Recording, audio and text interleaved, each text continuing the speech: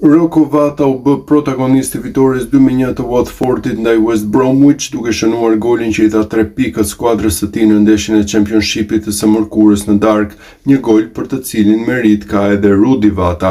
Ka qenë pikërisht djaloshi ai që ka zbuluar për mediat angleze se këshillat që i kishte dhënë ish-kapiteni kombëtares shqiptare pas ndeshjes së kaluar me Oxfordin, ku kishte humbur shumë raste, e kishin ndihmuar që të gjente rrjetën në këtë duel.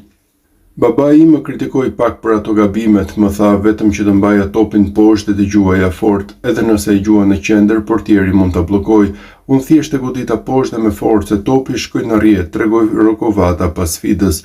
Unë gjithmonë bëj maksimumin që të shkoj në zonë dhe për fat sfera mbërriti.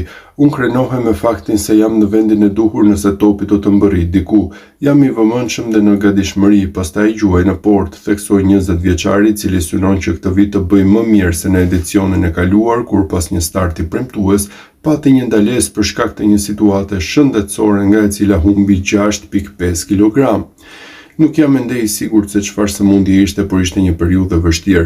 Mundesh që të rivendosja përsëri peshë trupore, jo duke ngrënë pica apo gjëra të tilla. E kisha të vështirë të rifitoja peshën normale, por tani e ndjej veten të fortë fizikisht përsëri, po bëj shumë punë për rezistencën, pasi e di që ky është lloji i kampionatit ku duhet të vraposh, dhe nëse nuk po luan mirë, është e rëndësishme të vraposh, tregoi Rocco Vata.